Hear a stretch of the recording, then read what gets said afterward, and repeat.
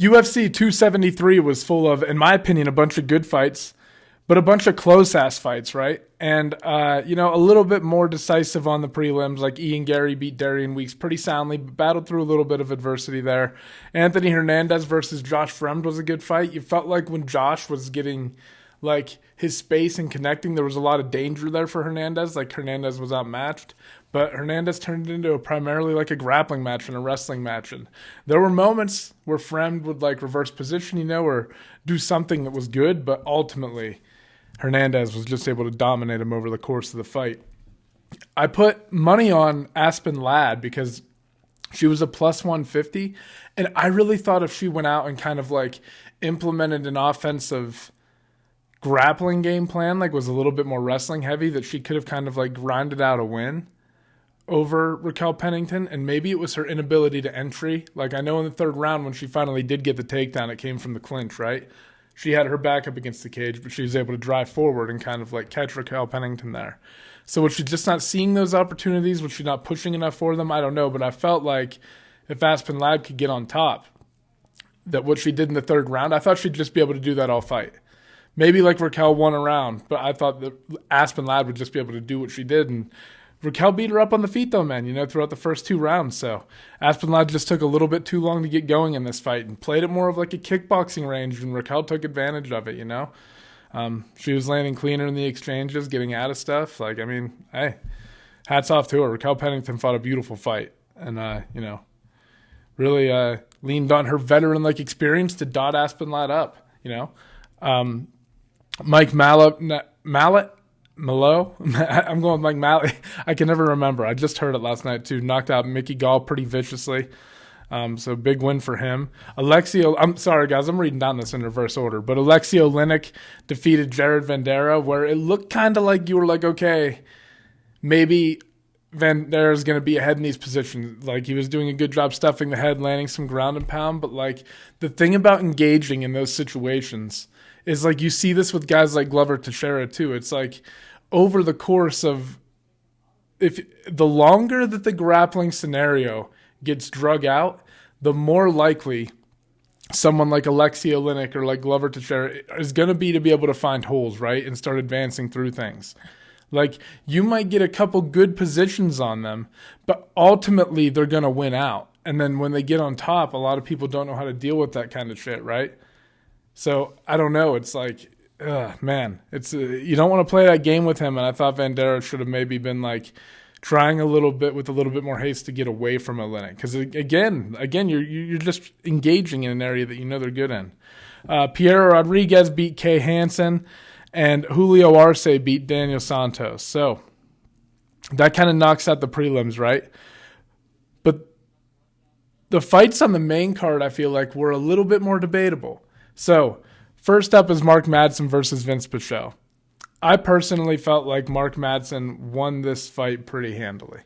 I think, like, I watched it back, you could maybe give Vince Pichelle a round, but just, I think, and especially the way he landed the takedown in the first really stole that round at least for him. Then he's only, it just felt like he won the fight to me. Vince Pichelle did some things well, landed some nice shots and stuff, and, like, was able to, at times, pushed Madsen up against the cage and such, but I just felt like Madsen controlled the fight for the most part. And even in the striking exchanges, he did a good job staying active. Now, Mackenzie Dern versus Tecia Torres. I personally scored it first round for Tecia and third round for Tecia. Mackenzie, there's undeniably won the second round with her constant submission chaining, right? The start kind of stemmed from up against the cage, and she kind of pulled guard but locked up that Kimura, and just she undoubtedly won that round. The question, I think, is round number, and I think Tecia definitely won 3. I think the question maybe is round 1, because Mackenzie Dern, while I thought Tecia was more active, Mackenzie Dern did hurt Tecia, and that matters. And Tecia threw 2 big side kicks that landed that kept her away, and I didn't know if that would kind of nullify it, but I guess the judge just put, and I mean, honestly, what are you going to do? You could call it robbery and stuff, and people like to point to the outstruck thing. But when Mackenzie landed that big right hander, I think it was a right. I think it was a right hand. When she connected with that, it hurt Tecia, and you could tell. Now, Tecia did a good job of fending Mackenzie Dern off. And while those leg kicks were thrown with like beautiful technique, she had two of them right in a row. I think they landed effectively. They didn't have the potential to end the fight the way that Mackenzie's right hand did. So I'm not completely opposed to giving that fight, that first round to Mackenzie. I don't know. It's close. It's close because I really feel like otherwise Tisha did a great job and really, dominated things on the feet. So what are you going to do? You know what I mean? I don't know. I felt like I said, it's so hard when you get into a situation like this is a really close fight. Like the first round, in my honest opinion, is almost closer to a draw than anything. And like, yes, it's just one shot, but it is one shot. And that's like, you know what I mean? That's what it takes sometimes. And it shows you that there's danger there I don't know. I see both sides of the coin.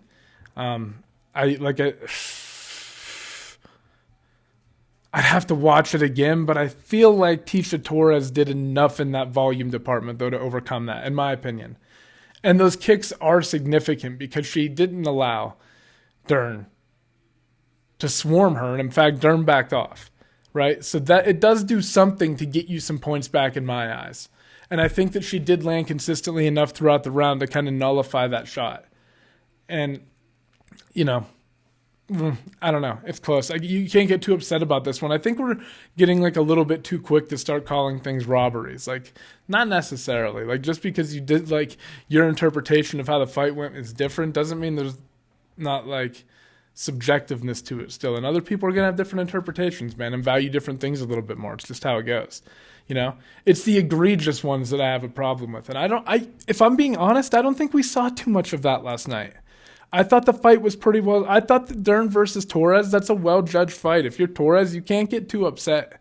You got to defend yourself. Like, I don't know. There's stock in hurting somebody, And you guys also have to, like, realize that while Pennington, a lot of the fights leading up to this, you had Olynyk versus Vendera, which was a submission. But, like, there's a lot of decisions going on. So when something like that happens on a card, I think it stands out a little bit too, right? Especially in the first round. Like, people are kind of getting hungry for a finish a little bit, you know what I mean? Like, your opener in Madsen versus Pichelle just went to a decision. So I don't know. I don't know if that's there or not.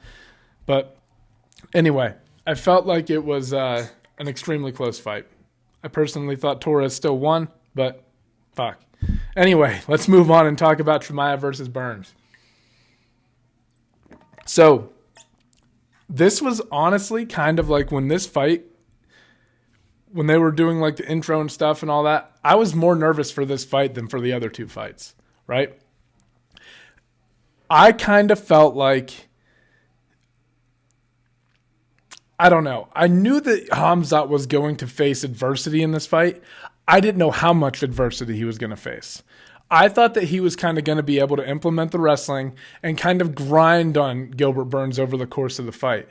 But instead, Gilbert did a great job of defending like the initial takedown, right? When he did get taken down, he would threaten with things from his back.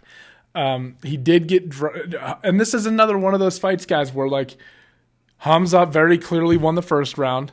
I think Gilbert stole the second, and it comes down to how you score that third. And that third round was close, and there's different variables there, right? So I think like what you really learned about Chimaev in this fight is that he is ready. Now, while he's had like we've talked about, it's very reminiscent to me, and they did it different. Like obviously Cody's got like that like boxing, not like but and Khamzat's more like the wrestling. I mean, he knocked people out too, and he stood up with Burns for a lot of this fight, but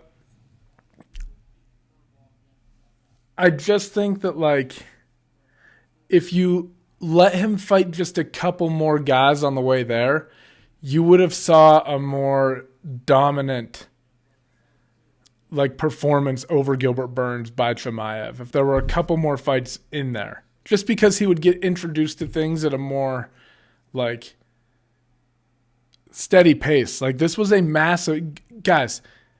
Going from fighting like Gerald Mearshart, who has pretty good jiu-jitsu and submission threats, and he does some things well, to fighting Gilbert Burns is a big fucking difference. Or I'm sorry, his most recent fight actually was Li Jingliang. Guys, what do you think Burns does to Li Jingliang? You know what I mean? Like, do you think they're in the same world right now? I don't. I think there's like levels up here. And don't get me wrong, Chimaev proved that he's up there. I just, like, for his career development, and maybe he goes through this and he's like, fuck, that's where it's at, and he adapts quickly because he's that type of guy, right? But when you think about him and Usman, or him and Colby, those are both very interesting matchups right now. Both very interesting matchups, right?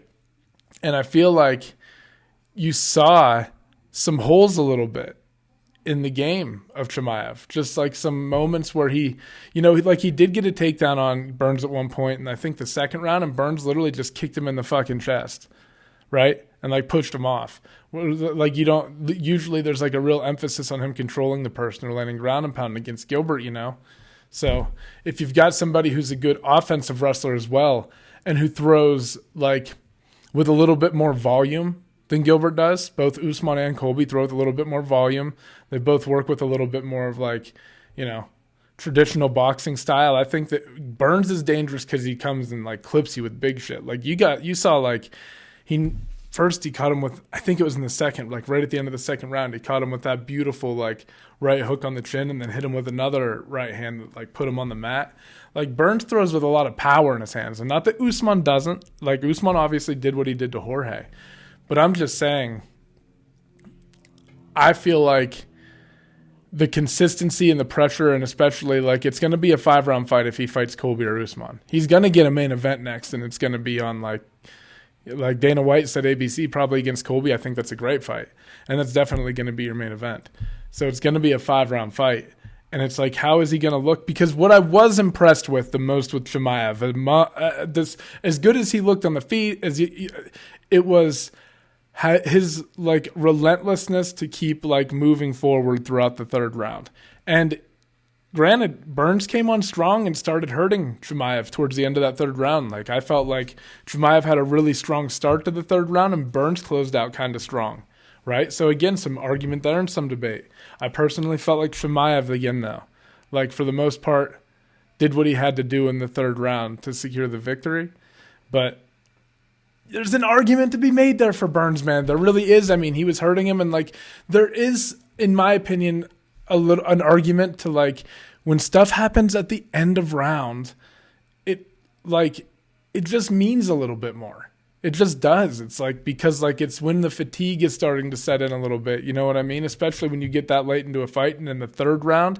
And in the third round, when you know it's all close, it's like the end of that round, the last round of the fight, there seems to be, in my opinion, like there is for me at least, an added significance there, because it's like this is what it would come down to if there was like, if we were simulating the end right now, like, you know what I mean? Like who has the advantage there? And I thought that Burns controlled the last like minute and a half, if I remember right. Again, I'd have to watch it back again and like pay attention. I'd probably have to take notes if I was really judging and wanted to give you an accurate scorecard. But just gut instinct after like watching the fight, I felt like Chimaev won.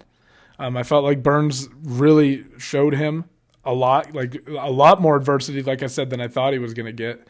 But all in all, a great performance from Chimaev. And like I said, we learned that he's ready for this level of competition. I just think a little bit more grooming would have prepared him a little bit more soundly for guys like Usman and like Colby. But hey, some guys accelerate through like that. And like I said, he might be the type of person who like he had that type of fight and he's like, that was like an experience, blah, blah, but I got to take that away. You know what I mean? Like he's going to get new challenges in Colby and Usman. And it's another leap up in competition again from Burns to those two, in my opinion.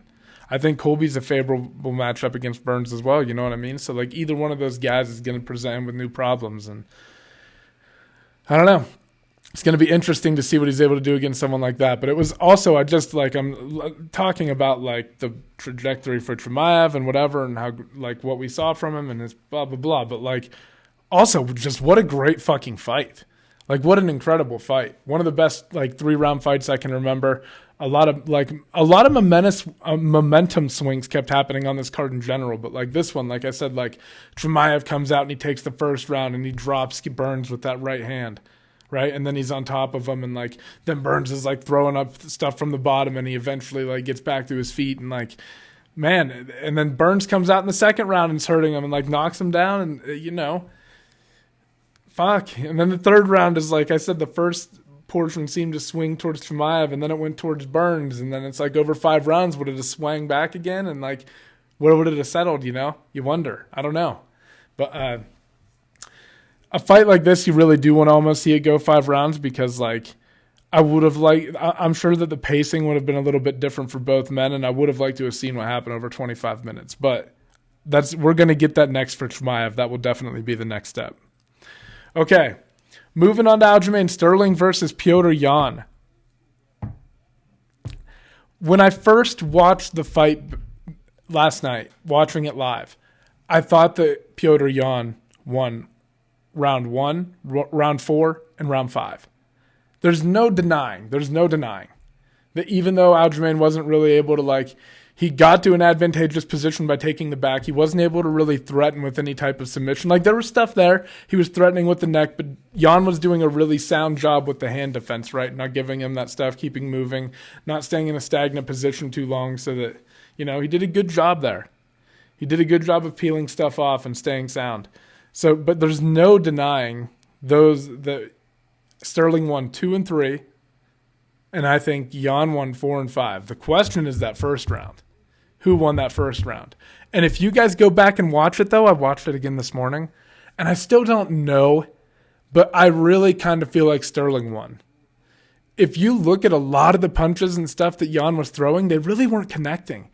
He landed a nice, I think a nice right hand that was actually really nice, but over the course of the round, Sterling was kind of connecting with the body kicks quite often, right? Like doing a little bit more there, and it took place primarily on the feet. So I kind of am leaning towards this is right. Sterling, I think, won 2 and 3. And Yawn came back and looked good in 4 and 5. But I don't know. I kind of think Sterling did enough now. Again, it's a close one. If you want to give it to Yawn, I don't have a problem with that. It's not like, again, I don't think either one would have been a robbery, but I kind of think Sterling was a little bit more effective on the feet in the first round than Yawn was. If you watch it back, watch how much of the stuff that Yawn was throwing, how many of his punches and stuff were missing. Not that they all were, and not that he didn't have moments of success, but pay attention to just how often Sterling's just kind of tagging him with stuff, right?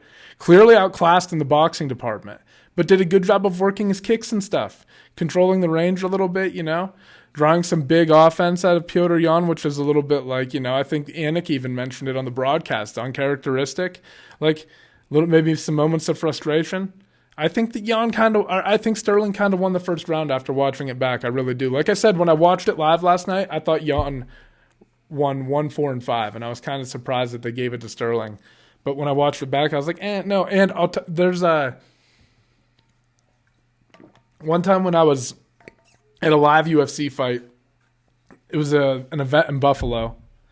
DC was fighting, I think Anthony Johnson. Goddamn, I should know. First, it's either Johnson or Lewis. I'm almost positive it was Anthony Johnson. But Josh Emmett had a fight, I believe. Wow, I can't even remember who it was. I think it was Josh Emmett. Had a fight, and I remember watching it from up in we were pretty high up, we didn't have great seats, and it looked like one of the guys was connecting on everything, he was throwing with way more volume, and but he was missing a lot. And when I watched one, I was doing the shit now, prepping like I do now, whatever, right? And when I watched that fight, I think Joe Rogan said in the broadcast, he was like, if you're watching this from the stands, it probably looks like he's winning because he's coming really close with these, but they're all just missing. And I think Emmett was actually outlanding him. I forget who it was. Fuck, it's bugging me so bad. I'll have to look it up. I'll have to throw it in the comments or something. I'm not going to do it right now. But anyway, my point is just sometimes it can look like somebody's winning a fight because also with Sterling versus Yawn's missing in really narrow margins, and those 135ers are throwing their hands fast, so it's kind of hard to tell, right? And there are things that glance off, I don't know, that aren't really impacting. There's a lot there, but I gave it to Sterling, man. I kind of thought they got this one right. And then in the main event, Alexander Volkanovski kind of proved why he was such a heavy favorite, like a minus 700 favorite or some shit like that. I mean, he's one of the greatest of all time. He's approaching that category. And I think we kind of knew that he was going to do this to Zombie, but when he does stuff like this, it just cements it, right? He's now 11-0 in the UFC. He's on a 21-fight win streak.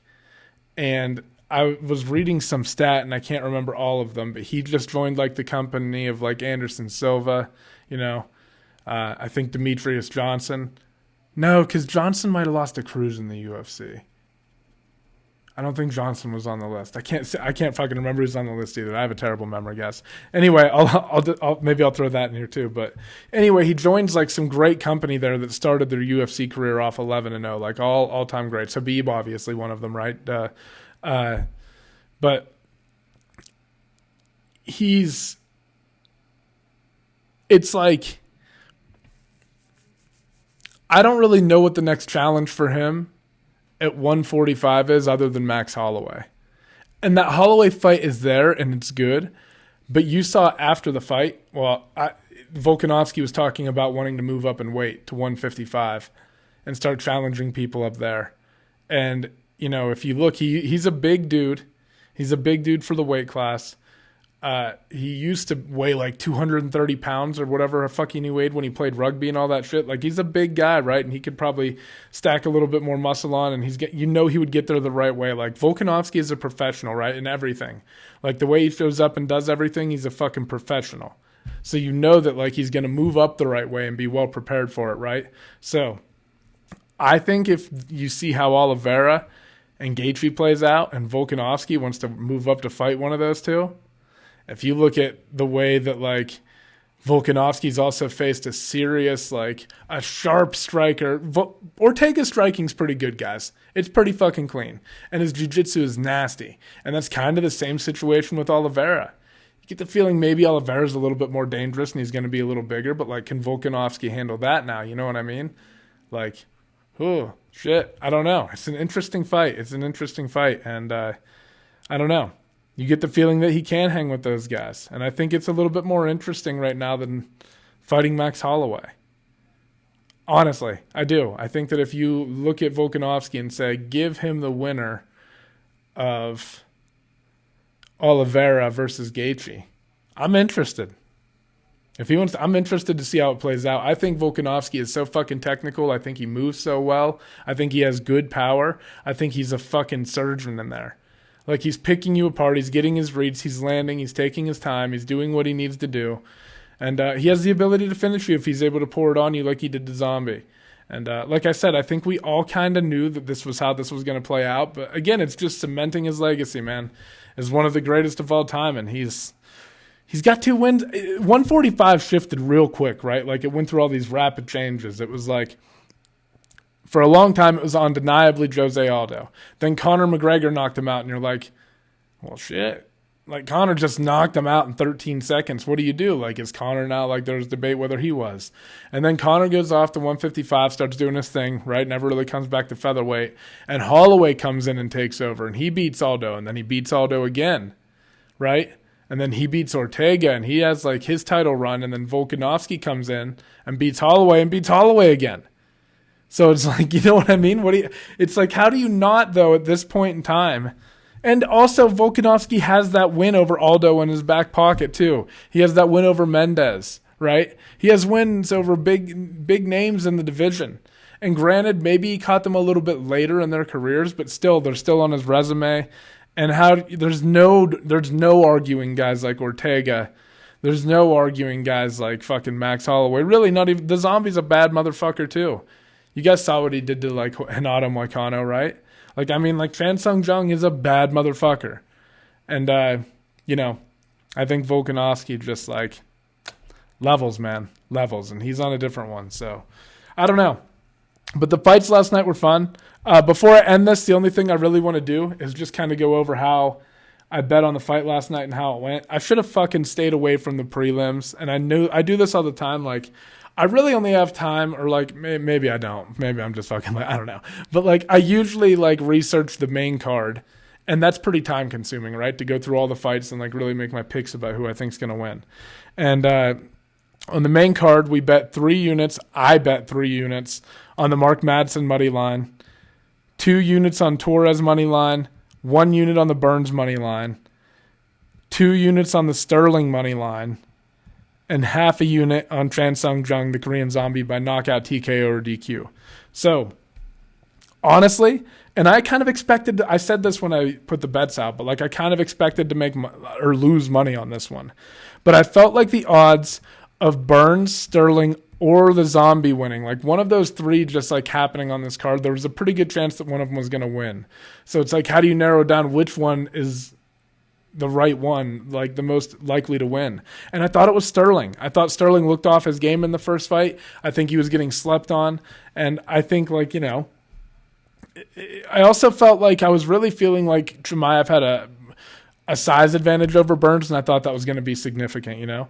Granted, Burns dealt with it pretty well, but like I thought it was going to be maybe a little bit more significant than it was in the fight. And I felt like Sterling is a big, like, strong dude at 135. And, you know, there is that element of the ground game, right? And there is the element of the kicking game of Sterling. So I just felt like he was the most likely to pull it off. So I threw 2 units on him and kind of like I said, initially I thought I lost. Like when they read the decision, I was like, I lost the bet. But when I watched it back, I was like, maybe they did get it right. Fuck, I don't know. I mean, I bet the money on it, so I'm happy it paid out, right? But like, anyway. So where I fucked up is I started betting on the prelims on fights I didn't know as much about. Like, you know, sometimes you see like some highlights of some guys like Daniel Santos, and you're like, oh, maybe he could land some shit like that on this guy and make it. But Arosa just fucking a vet, man. Picked him apart over the course of the fight. I lost 1 unit on that. I actually, looking back on it, no. I kind of felt good about the bets last night that I was placing. Like Tisha Torres, 2 units. She easily could have won that fight. Burns, 1 unit. Man, that was a hell of a fight. You could have given him that 3rd round. You know what I mean? Like, it's not terrible. And I knew Chimaev, like I said, was going to bump into something. So it's like, why not throw? The odds are just too good not to throw a little bit down. So I lost 2 units on Ladd. I won 2 units on over 1.5 in Hernandez versus Fremd. And then I lost Ian Gary by knockout or TKO. And looking at like the fight with Barberena, maybe I should have known that like Weeks was going to present him with a little bit of trouble. I told myself I was going to stay away from this fight completely. And then, of course, like right before it rolled up, I was like, fuck it. It's like the feature prelim. I might as well bet on it. And then I lost. So, but anyway, end of the night, I ended up like 3.5 units up. So if you guys are following along there, or like, I'm not recommending that you guys like tail me or anything like that. I've only recently just started tracking it, so maybe like wait until I get some shit rolling and you guys can see how things play out long term. But right now, since March 19th, that's like 3 events that I've bet on so far. I'm up 15 units, so not bad. But we'll keep chugging along and see how, you know, I don't know. We'll see how it goes. But this is more fun for me than anything, and just like keeping myself accountable and trying to like not place dumbass bets like I do sometimes. So, you know, and then putting it out there, because if I pick through stuff, sometimes I do feel like there's like holes that I can expose, but I don't have anything on paper to prove that, right? So that's kind of the point of this. So I don't know. It's just out there for fun if you guys want to like tag along on any of the stuff. But anyway, that's going to wrap this one up, guys. Appreciate you all tuning in. Let me know what you thought of the fights. And we'll get a breakdown out for the fights coming up this weekend. It's Vicente Luque versus Muhammad rematch. So that's a great fight. And we'll take a look at those. And otherwise, guys, I fucking forgot to close the blinds. This sun's coming in. It's probably so annoying, the light streaking across my face. But anyways, I'll wrap this up. Thank you again. Bye-bye.